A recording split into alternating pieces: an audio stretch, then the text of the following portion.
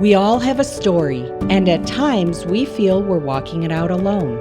Let's pause and think. Join us for honest conversations about adoption and parenting as we lament, encourage, give hope, and explore our true identity and worth in Christ. Well, hello. My name is Jackie Darby, and I am here as the host today for our podcast, Pause and Think. And our heart is to have honest and real conversations regarding the subject of adoption.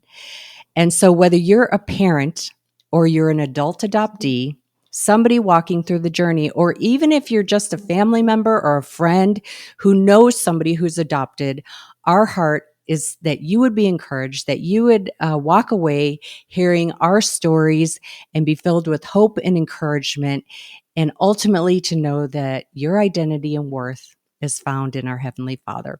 So today I am so excited because we have a wonderful guest with us today. His name is Zawadi Morrow, and I met Zawadi at CAFO, which is Christian Alliance for the Orphans. It's an organization, a nonprofit, and it's in the United States. And I met Zawadi 2 years ago. I was a first-time attender, and Zawadi was leading worship in all the general sessions. And I can just tell you that it was amazing as he led us in worship and just right into the presence of the Lord. But not only that did I enjoy the worship, but I also had the privilege and honor of serving with Zawadi on a panel for adult adoptees. And during that panel, we were sharing our stories with a room full of parents last year and this year, just using our stories to bring encouragement. So, Zawadi, welcome to our podcast. I am so glad you're here with us today. Well, thank you so much. That was a really, really kind introduction. I appreciate that. Well, I don't want to talk a whole lot right now because I want to give you time to share your story. Your story was pretty intense and pretty amazing. We all have different stories, but I want you to tell our listeners today more about your adoption story. Yeah. So I am originally from a country in the middle of Africa called the Democratic Republic of Congo. It was called Zaire when I was born there, and I was born in the eastern part of the country, sort of towards the Ugandan border, in a little tiny village in the foothills of the Ituri forest. And the kind of circumstances around my birth, my biological mother passed away due to complications in childbirth with me, and the tribe that I was born into. They had some kind of local customs and traditions, and one of those traditions had to do with sort of whenever this kind of a situation or scenario would happen, which was I wouldn't say it happened super often, but sort of in a rural part of Africa, there's not a lot of healthcare, and so it's certainly a thing that does happen. Um, but in that context, the tribe, the community, um, most of the time will blame the baby for the death of the mother, and so what has kind of become their tradition and their practice is that they would essentially just wait until the baby would die, and then they would bury the baby with the mother. And so when I was born, there was a young girl there who had helped with my delivery, and she came to this European missionary family who had been living in the village for a number of years. And she told them about me and some of the traditions and what would likely happen. And she told them that they were likely the only people around that would have the opportunity to do something, not having access to things like formula and other things, right? they really were sort of uniquely the only people that were able to do something. And so she informed them of the situation, and it ended up ultimately being my grandfather, um, who, because of the circumstances, he was the one ultimately that was sort of had custody over me, or had the ability to kind of make decisions on what was going to happen with me. Um, and so he spoke with them, and kind of explained that, even if they were to take care of me for the first few months until I was able to, eat solid foods and things like that, even if they intended to return me to my biological family, that I wouldn't have a future in the community there, because I would always be seen as sort of the one who was responsible for the death of my mother. And so he was the one that was really key in saying that this family, this couple, had the opportunity to give me a future. And so, by the grace of God, they said yes. And so I had the opportunity to grow up, and to know love and place and belonging, and all of those wonderful things. Yeah. Wow. Yeah, I've heard your story before, but each time it just like, oh, touches my heart. So Zawadi, your parents were missionaries, and Mhm. where were they from? Where were they from, and did they stay in that area? Yeah, so my dad is from Northern Ireland. Is still strong, thick kind of Northern Irish accent. And my mother is from Germany, down in the Black Forest region near Stuttgart. Um, and they were missionaries in the Congo, a total of about 18 years. Um, and so I came along at the tail end of that. So we remained there in that area for just a couple of years before we ended up moving. And we were back home for them in Europe for a couple of years after that, on furlough, home assignment kind of thing. And then when we returned to Africa, we ended up living in Kenya for 9 years after that. So they had ended up kind of serving on the mission field for 27 years total in Africa. Wow. Wow. That's awesome. That's amazing. And your English is amazing.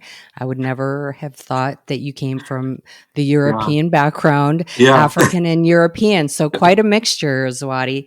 That, is amazing. And so at what age, or obviously racially, you could Yeah. tell you were different, but could you tell us at what age did your parents begin, or did they tell you the truth of your story? How did you get into that subject of adoption with your parents?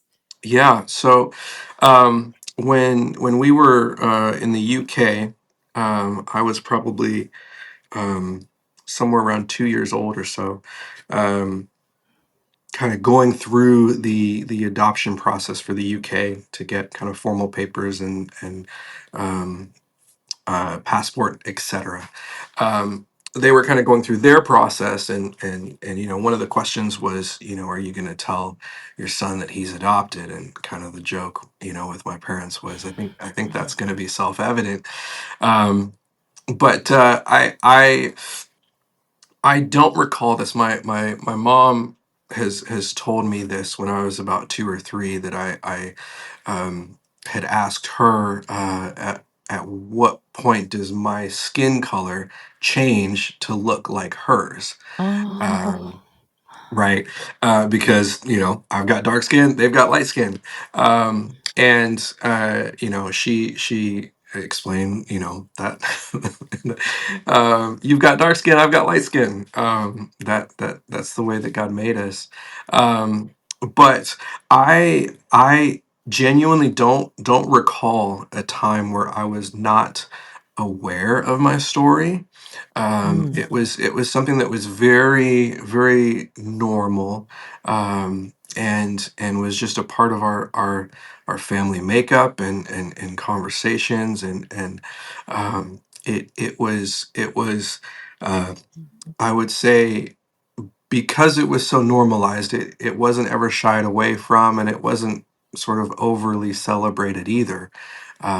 It just was, this is how you came to be part of our family, and my other two siblings who were their biological kids, they obviously came differently.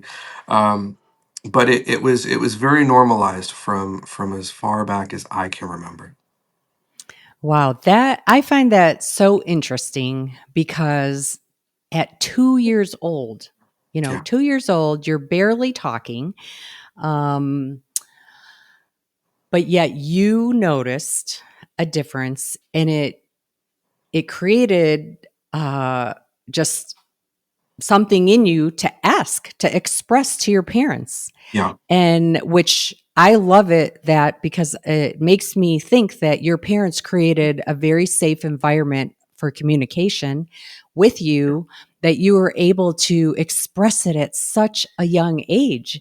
And even at that, you're so young, but yet you said for as long as you can remember, it it was yeah. just normal, and you guys talked about it, or whether you talked about it or a lot, but it was acknowledged. Acknowledged Right. is the key word, I think. It Yeah. wasn't hidden.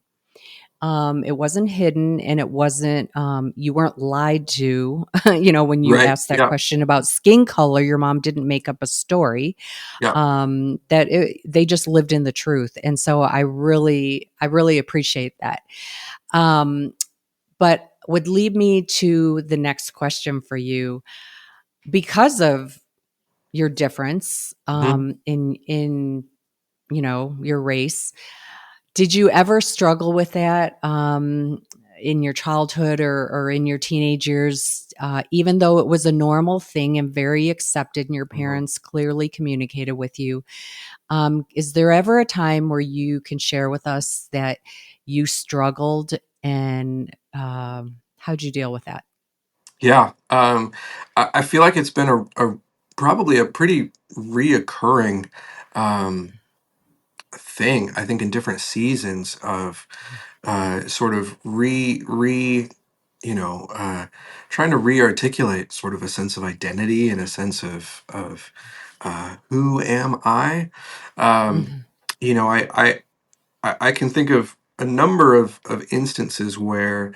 Um, I think there were a few things at play with my growing up, which was one, sort of being racially different from my parents, um, but also the fact that we spent most of my childhood not really in either of our spaces of formation, right? So my parents spent most of their life living outside of Europe, and I was Congolese, but I spent a lot of my time growing up in Kenya.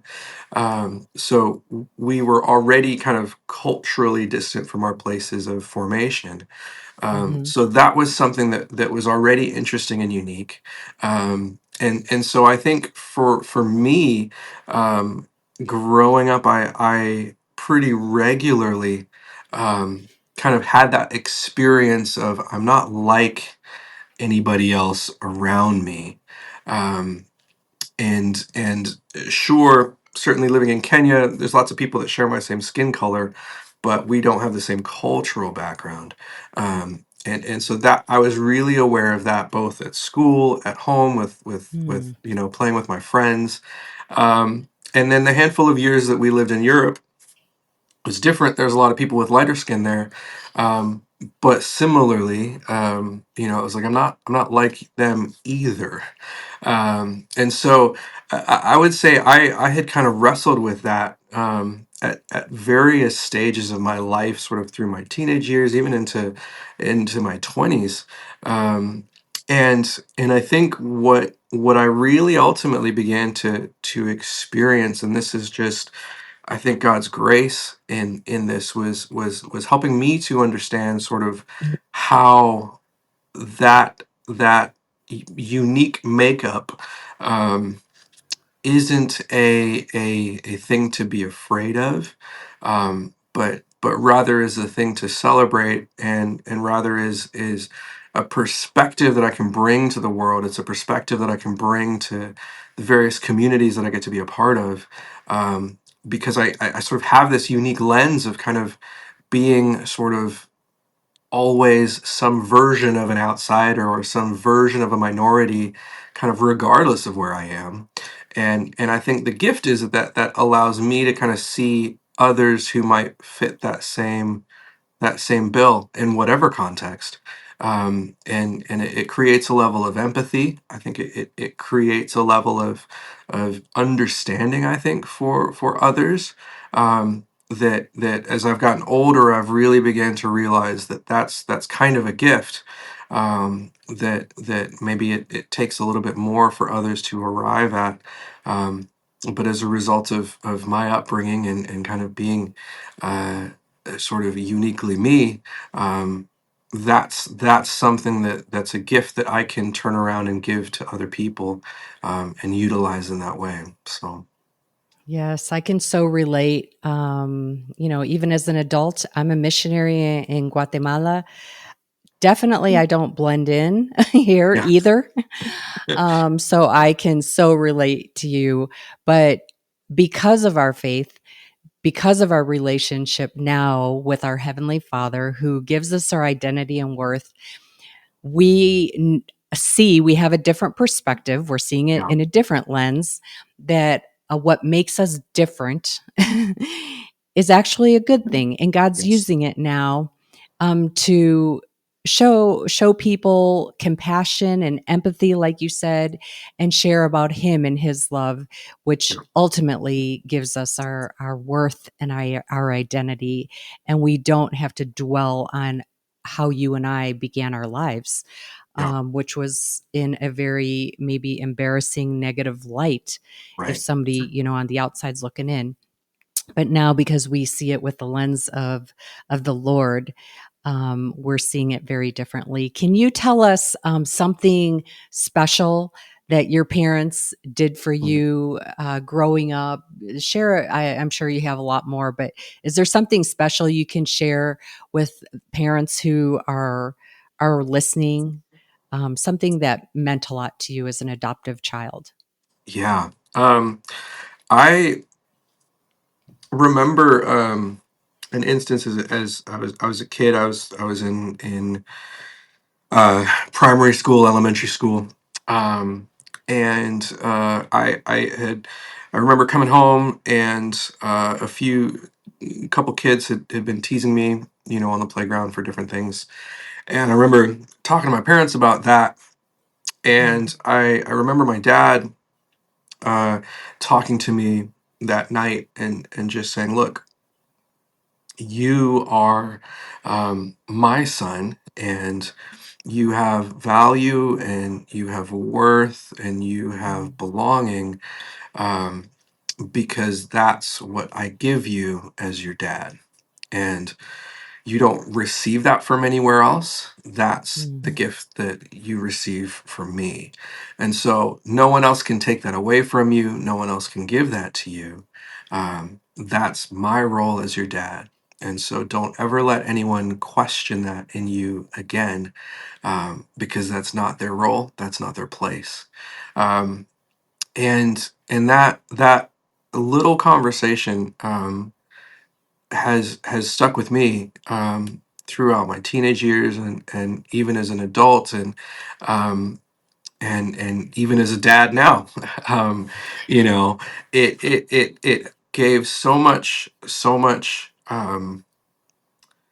such a sense of place and belonging, and being seen and known, that and it was such a gift that he was able to articulate it so clearly and so succinctly, um, and with all the kindness in the world that he exhibits just because of who he is. But it was a really profound moment for me of really understanding deeply. Okay, I know who I am. I know whose I am.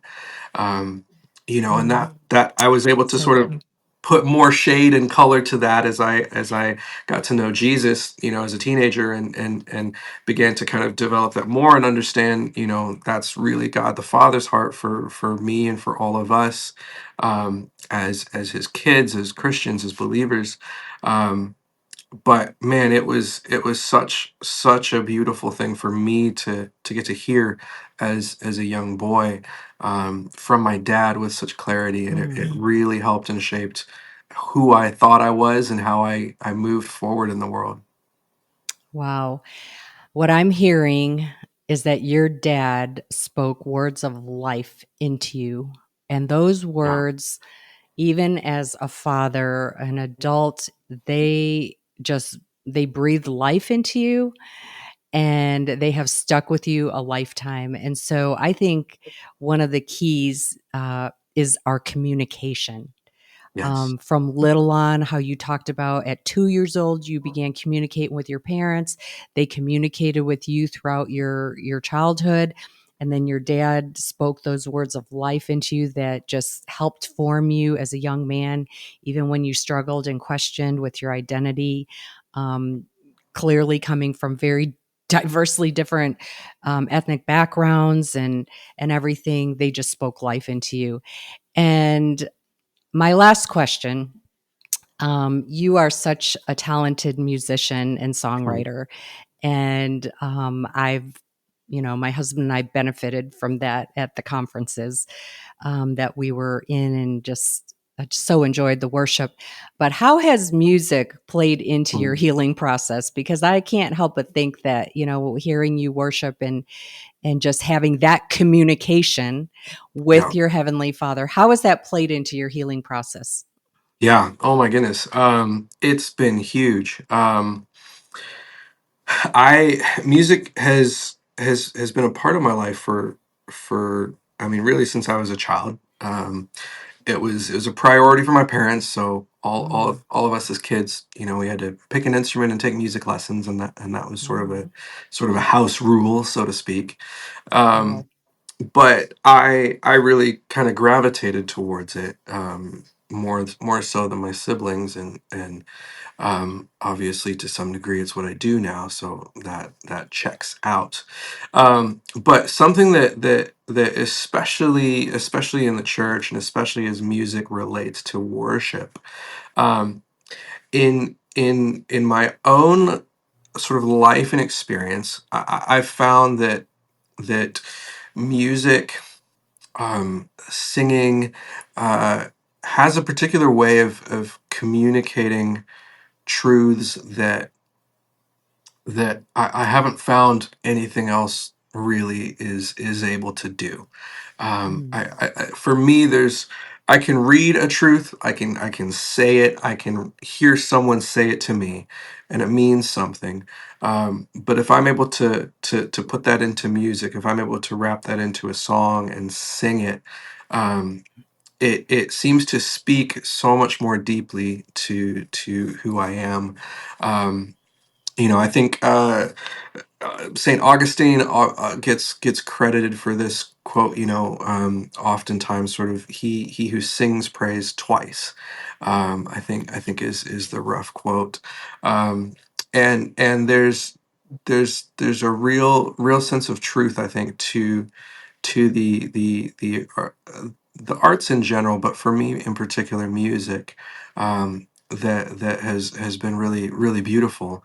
Um, and then furthermore, even as a songwriter, I think something that's been so fun for me. Um, I think you experience this really in any sort of uh, collaborative artistic pursuit, but as we've gotten together as songwriters, and so often you're bringing a number of people together from different cultural backgrounds. Everybody is sort of their own person. They're bringing their own gifts and skills to the table, and we submit all of those things together. We work on those things together, and as we're submitting those things, you begin to recognize and see each person's individual identity, their skills, and their gifts sort of are coming forward. Um, and there's this beauty in taking all of those things and creating something new. And what comes out of that space is ultimately not the singular expression of any one of us, but is sort of this new expression that has this representation from everybody who was a part of that experience. Mm. um, and what we come away with is ultimately something that is new and unique. And the more that I've had the opportunity to do that, I think it has really um, I, I've drawn so many parallels to even the process of being in family, right? That each of us has sort of a role to play in that space, and it's significant. And what we come away from is something that is uniquely ours, uniquely shared together.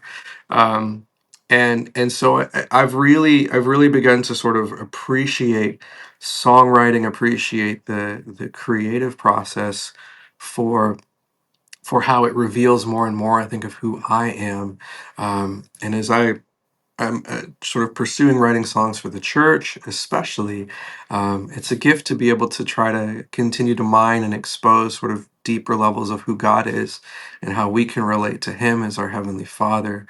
Um, and so it's a journey that I couldn't be happier to be on, and have continued to find so much meaning and purpose in the pursuit of that.